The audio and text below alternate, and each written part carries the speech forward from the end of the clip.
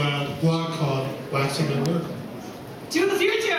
So, the tragic story of Web 4.0, we are going to go very quickly through how far the web has come, once my slides actually come up.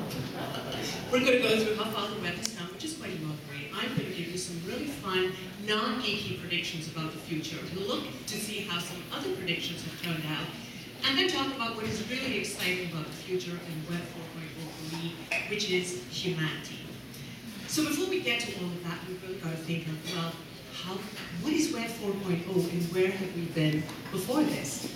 We know that it started off way back when we were at the desktop phase, and why are my slides not moving? We started, yeah, see, this is why they put me up here first, and I could be the comic relief for everybody else that's going to come. So we started off with there you go. In the PC era, we went from 1.0 HTML, 2.0 to the interwebs, 3.0 social networking, semantic web, and now we're starting to talk about 4.0. So what is that 4.0? Well, a lot of people have made predictions, and someone called it where technology and human become one. Think about that for a minute, where technology, completely non-human, and human, non-text, become one. That is pretty interesting, and some people have taken that further. Jeff Moriarty, when he was still with Intel back in 2006, called it when all information will converge into a great wall of benevolent, self-aware light. Wow! So what will this light bring to us? In the future, islands will mysteriously disappear and reappear where we least expect them. But that's okay, because they'll use Facebook Places and other such devices to tell us where they are, so no one will be lost. In the future, we are all going to be outsourced. Now, I know that's already happening, but I mean all of you blogger people.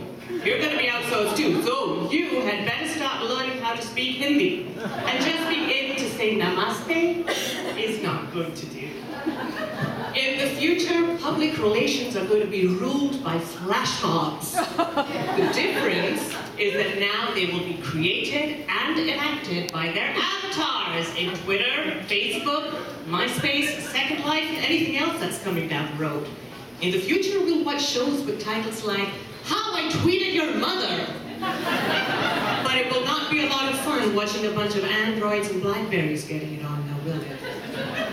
What else are we going to see in the future? Well, credit card fraud will be down because credit cards won't let themselves be used to make purchases they don't like. Great! But a lot of women will be wondering why exactly they have all of these new World of Warcraft accounts. What else are we going to see in the future? Well, we'll finally know who the Mona Lisa was smiling at, or why she was smiling. Because our balls of light will connect with her ball of light, and there will be no more unsolved mysteries. Too bad John Walsh is going to be out of a job. In the future, Wikipedia will become our common primary care physician. It's actually not such a stretch if you think of it. It's already our encyclopedia. Great news for us, because we'll save money on co-pays. Not such good news for doctors and insurance companies. In the future, we will all seriously consider going bald, and Jeff is already ahead of us on that, because we know that hair doesn't conduct electricity and energy well, so, you know those bumps that some of us have on our heads? Now would be a really good time to get them removed.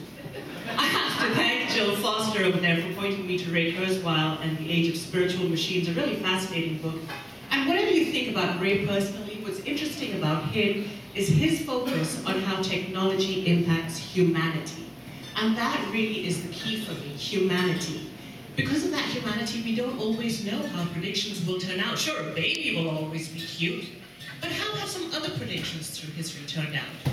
Well, back in 1876, President Rutherford Hayes said, once he was given a demonstration of the telephone, "It's a great invention, but who would want to use it anyway?" How many of you are tweeting right now? Yeah, that's what I thought. And then, in 1966, Time magazine wrote on e-commerce, "Remote shopping, while entirely feasible, will flop." I bet Amazon and eBay are laughing all the way to the bank on that one. I took the title of this presentation from a poem by... I'm just going to keep going. From a poem by William Makepeace Thackeray, and he wrote the book Vanity Fair. the poem starts like this. There lived a sage in days of yore, and he a handsome pigtail wore, and wondered much and sorrowed more, because it hung behind him. And he tries everything he can do to change the position of his pigtail, spinning round and round and round. And of course he can't, because we're human. And that is not going to change. Our humanity is not going to change. And that, to me, is what is really exciting about the future. It's not going to be so much about what we can make technology do, but what we'll use that technology to do to release those balls of light from within us and recognize them in each other. So as long as we keep the focus on that, on our humanity, on what makes us quintessentially human, I, for one, am really excited about Web 4.0 and the future. Thank you.